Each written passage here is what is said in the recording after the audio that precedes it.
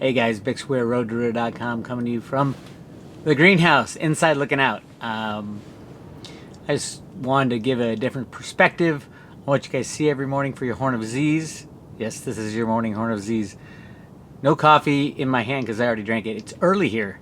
I got up early. I was going through the archives of the Road to Roota, and I'm just laughing at some of the stuff.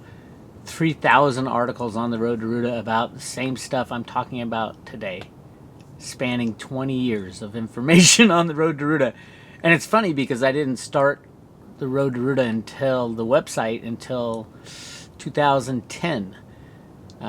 Before that, I was working and writing for GATA, Bill Murphy, Le Metropole Cafe, all my friends from back those days. I know a lot of you are still on the Road to Roota, and what a long, crazy, crazy journey we've been on. The ultimate goal to expose what's really happening in our financial systems, to show how these banksters have taken over our country, to fight for freedom, to fight for what is right. The good thing is we're closer than we've ever been before. The bad thing is they're still extremely powerful. So if you have cryptocurrencies, I have been screaming about the necessity to get the HODL mentality, because if you're trying to plan a trade or you think the market's going to go up or down because of a certain reason, it's not. The only reason the markets go up and down is pure manipulation. So I just want everybody to remember that as we head into the chaos of potential banking collapse this summer. It could be that the cryptos dive down to a tenth or a hundredth of what they are today. That does not mean that they're worth that much money or they're worth less. It means the manipulators still have full control. It also might mean that the banks are shutting down because they have no capital, because the derivative bomb has been set off and everybody's running to the bank. There will be a run on the banks at some point. So we can't predict where the cryptocurrencies will end up at that time. Yes, Bitcoin might jump one day to $1 million a coin. That's another possibility. But it has nothing to do with fundamentals. It's mainly manipulation, control. Everything's about control with these people who want to continue to run our lives in the cryptocurrency system that is being rolled out. I absolutely agree with what Ben's saying, that there's people behind the scenes, they want to roll all the derivatives into the cryptocurrencies. I agree that with Dick Allgaier, who says, these big people are going to control everything. They're just going to control the cryptocurrencies as well.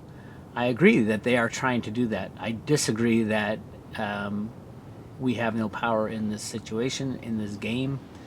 We absolutely have power, and the more people that know about the bad system, the old ways, the more we can stop it.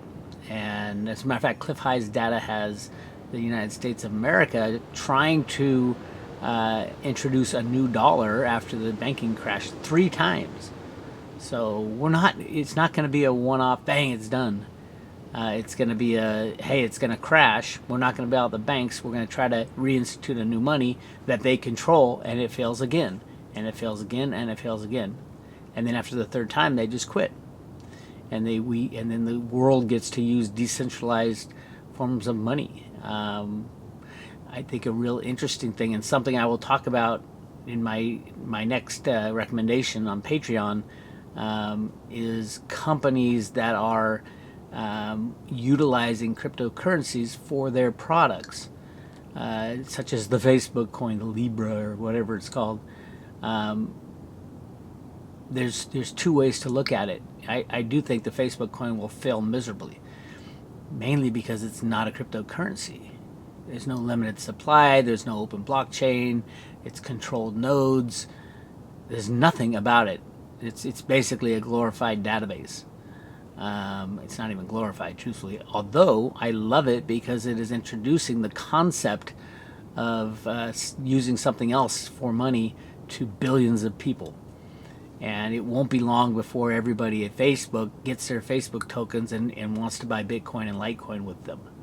I would say right now, obviously, that Litecoin is more undervalued than Bitcoin, so they'll probably run into Litecoin. So yeah, I'm excited about the kind of mass adoption that the introduction of the Facebook coin will bring to humanity. Probably will the U.S. have a like a Fed coin? I don't think we'll have a Fed coin. I think we'll have a U.S. Treasury coin. I think the Fed has decided to fall on the sword themselves. I've done a lot of work on the Fed going back to, 1999 is when I started digging into the Fed and the manipulation of markets and things like that, and discovers just a ton of stuff about who invented the first electronic money, Alan Greenspan, in the 1960s, and who brought it in. Arthur Burns, the head of the Fed, was Alan Greenspan's mentor, and working together, they brought in electronic money into our lives. And now, obviously, we're moving over to a different kind of electronic money, a decentralized electronic money that we don't have to rely on the people who control the currency. We can rely on the protocol used to run the currency. The protocol meaning the steps, not the program, but how the system is set up with nodes, with the rewards, and all that. I think it's extremely. The protocol is just as important as the computer programming. The computer guys get that part. I think the sound money guys get the protocol and the caps on how many coins you can create and things like that. Hugely important. Trust will be lost when the old system breaks down. So, no, I think the Facebook coin will be destroyed. It'll probably start off quick, and then everybody's going to run out of Facebook into the other cryptocurrencies, which is great because so many people. I think Facebook is going to give away a ton of coins just to get it going, just to get everybody some skin in the game, and then that ton of coins, whatever value they might have, will be running into Bitcoin, Litecoin, and a few other cryptocurrencies because we need more than two. We need a smattering. We'll all have different values. We want free markets. And we haven't seen free markets in a long time. I think all the derivative exchanges will be gone because trust will be such an important thing when the old system dies. So, no, the back system won't be around after the banks die. The current Coinbase and Kraken and all our current exchanges better clean up their act, or they're not going to be around either. I hear they are cleaning up their act, but ultimately their business model relies on a fractional reserve system of cryptocurrencies. So, we'll see what happens to that. I do think we are headed knee deep into the storm. So it's so important to have your cryptos off the exchanges, number one. But I also understand that you need to use somebody to get your hands on the cryptos. I like Coinbase. I like other exchanges to get. Coinbase doesn't hold all the coins. There's some really good coins out there that I'll be talking about on the Patreon channel that are absolutely important for our future. And the companies, like I said, the companies will be adopting. Many of them will make their own blockchains, although it's very difficult. And they got to do it right. They want to be in control, and yet any blockchain that is not decentralized is going to fail. So I know of one really good one that I'll be talking about. But yeah, they can't. A company can create tokens for themselves, but to use in their own ecosphere. But those tokens have to be true cryptocurrencies with decentralization, and that's the tricky part. Companies don't want to give up control. They can always use Bitcoin and Litecoin. And most companies will, but other companies will create their own blockchains because there's many, many uses for that. And then you'll see, depending on the product lines of the company, if it's a large conglomerate, you might have many different product lines that they need a different type of cryptocurrency for each one of those. So they'll have their main blockchain, and then they'll have either smart contracts or forks happening to that main blockchain to create other cryptocurrencies for use in, for example, if they have 5 divisions, each division does something different. They might have a different coin for each division. It'll be interesting, but remember, it has to be decentralized. And that's what these companies are going to struggle with, is giving up that centralization part. So you're going to see coins like the Facebook coin fail over time because it's not decentralized. It's 100% centralized. and it's got no scarcity. I mean, that's if you're going to create money, the number one thing is you have to the protocol has to be decent. It has to promote scarcity. Scarcity is what gives money value. At the end of the day, it also destroys value. That's why we're leaving the old system. Is that the value of our currency is being destroyed when they can create money out of thin air and not tell anybody about it. I'm not talking about the $21 trillion of U.S. debt or $22 trillion. I'm talking about the quadrillions of dollars that are created behind the scenes, and they don't tell you at all, any of it. And that goes on in the U.S. along with every other country in the world. China will say, okay, here's how much debt we have, and no, it's 1,000 times larger than what they tell you. And the game goes on. It's a confidence game, and when it crashes, that's when the confidence is gone. That's when we have to have a decentralized cryptocurrency to take its place, or a few decentralized cryptocurrencies to take the place of the old system. And it has to be fully transparent, because when trust is lost in your monetary system, no one's going to believe in the people who run Facebook to they don't even say they're going to limit the quantity of their coins. It's not an open blockchain. There's so many problems with it. And when trust goes away, that's a whole different world. So we will see what happens, whatever happens on that front, especially if the trust goes away.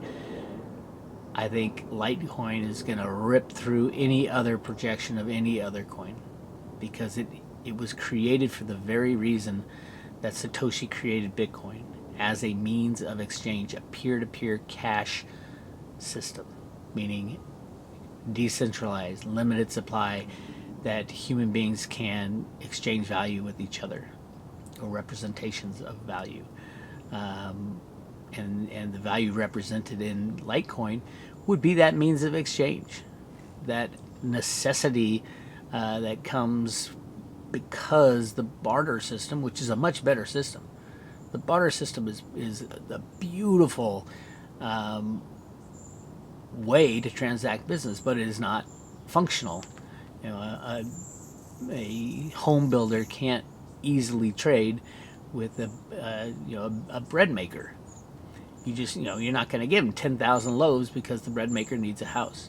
So money is necessary, at least at this point in time in the evolution of humanity.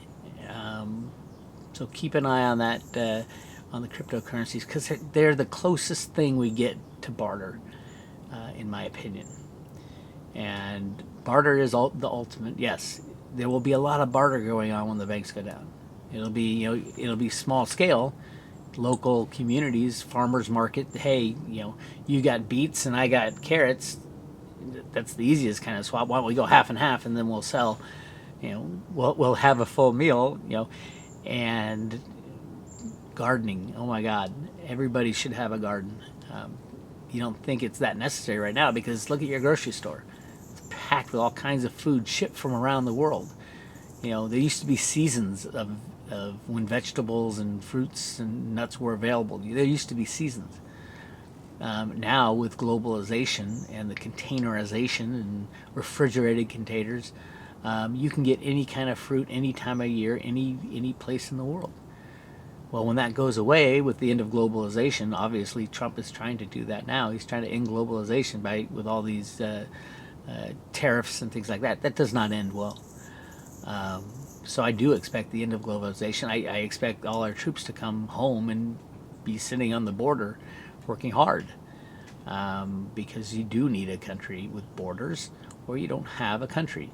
I don't think many people will want to come to the United States after this all falls apart, because the jobs will be in places that have natural resources like Mexico. So I think there's going to be a huge flood of people out of the United States back into Mexico, and then there'll be people from the United States wanting to go to Mexico, because that's where the rich deposits of silver are.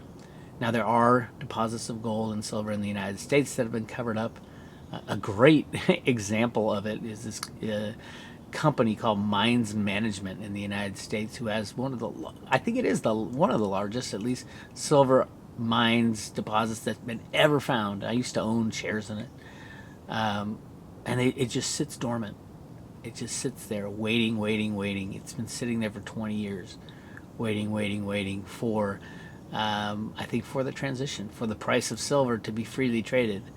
A freely traded price of silver today should be at a minimum of 4-to-1 to gold. Most likely a lot higher because it's more important as an industrial metal than it is a monetary metal, especially moving forward.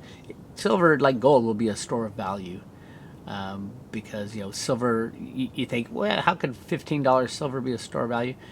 $15 is a fake price. When you get to $1,000, $2,000 silver, if it's freely traded, then you can understand better how it would be a store of value. You can walk around with $10,000 in your pocket with 10 silver coins if they were worth $1,000 a piece, which is a lot closer to the fair market value of silver these days. Probably even more than that with all the shadow money being printed. Nobody knows the real value of silver, gold, cryptos. Nobody knows the value. Just look at the volumes. Litecoin volumes, they went over the total in the past few weeks. It's come down. But for a while there, it was every single day, every Litecoin that's ever been mined was trading. The dollar value was trading. I think it was $6 billion of silver were traded every day, and there was only 6 billion of Litecoin were traded every day, but there's only 6 billion worth of Litecoin that had ever been created, ever been mined. So these exchanges are pure fraud. Yes, they are controlling the price of Litecoin up, down, and sideways. They control all prices. And we're going to have to live with that. I've been living with it for 20 years, but it doesn't mean you can't scream about it. You can't expose it. I think the exposure is happening. It's much greater. People tell me, Bix, you've been doing it for 20 years and nothing's happened. I think it's bullshit. A hell of a lot has happened. Yes, it's been a long battle. Yes, there are battle scars all over the place.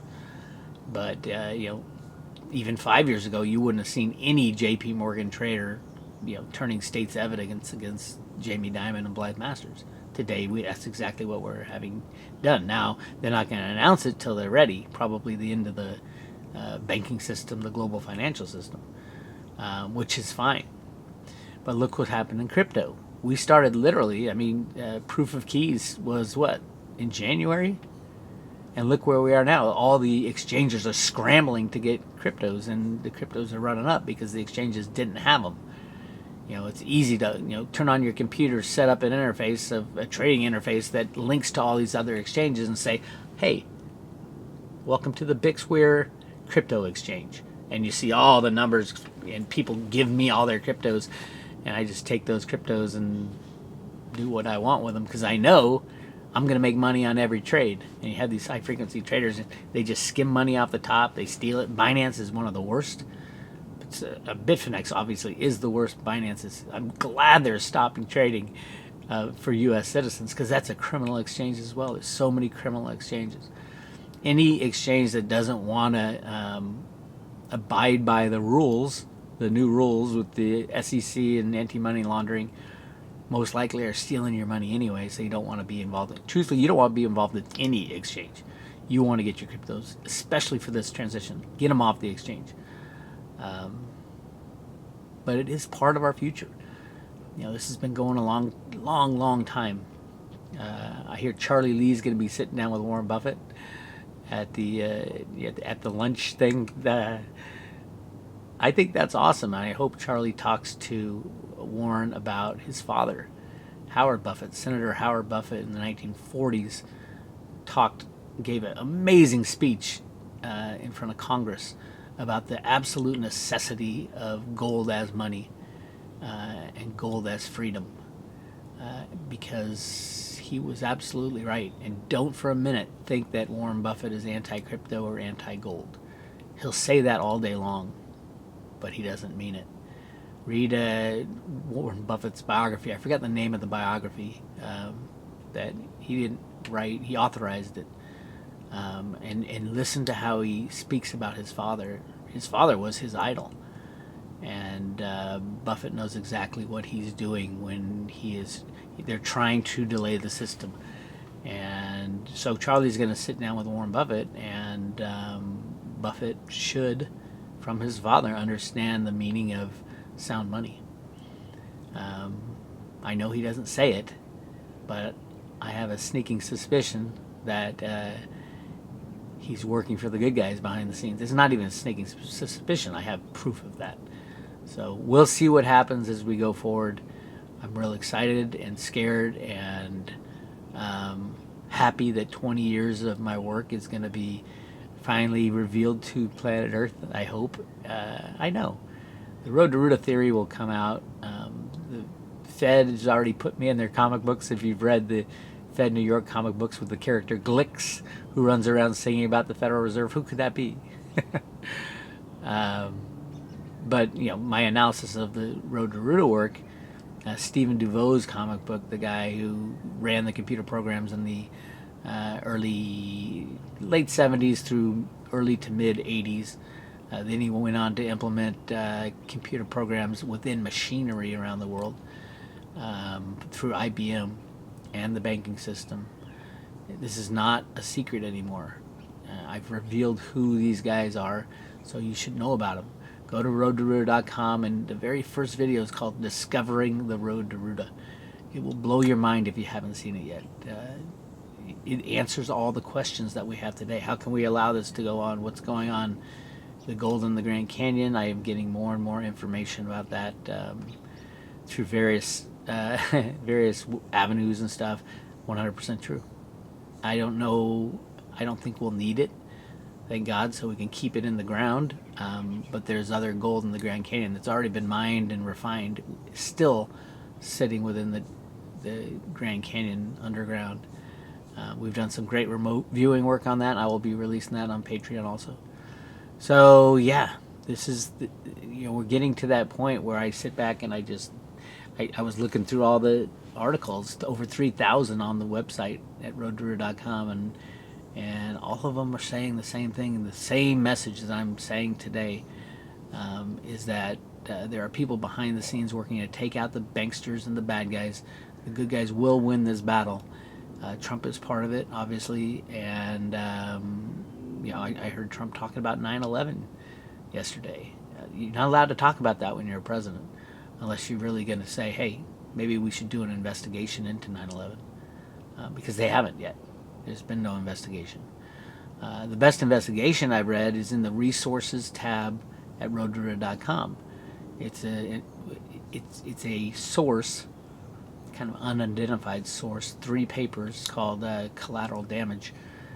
3 big, long research reports on who did 9/11 came out of the Office of Naval Intelligence, I believe, just by the way they talk about the people who died, because at the Pentagon, that's the area that was targeted, where the Office of Naval Intelligence was running investigations on the gold manipulation, on Enron, on all kinds of things on the deep state, and was getting ready to file charges.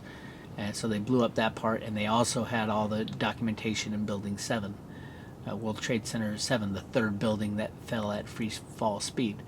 So Trump talking about 9/11 will get the ball rolling, and I think it's time. It's beyond time. It's what Roota wrote in the sand as well in the 2007 Fed comic book. She writes, in the old one it was On the Road to the Golden Age, economic formula. In the new one it was 11 plus 9. So I urge you to read Discovering the Road to Roota, and I'll have a lot more about the Grand Canyon gold coming up, a lot more evidence coming out, and because it's so important. We need to know why they created the Federal Reserve and why it's allowed to fester and foster for so long without Congress. Congress could end the Fed tomorrow with a sign of a pen. And we need to know why they haven't done it. And it all has to do with pressing that red button that says the manipulation ends, the bad guys get arrested, and we move on. So that is your update from the greenhouse. I'll be posting a Patreon post. I'm going to do the Morning Horn Aziz on YouTube, and then the Patreon will get into more different kinds of stuff, as YouTube clearly is all out for myself and my friends of demonetization. The worst is shadow banning, though. Demonetization, at least you know what's happening. Shadow banning is when you'll post something that they don't want you to see, and they won't tell anybody, but you'll end up with, a couple hundred views instead of 10,000 like you usually get.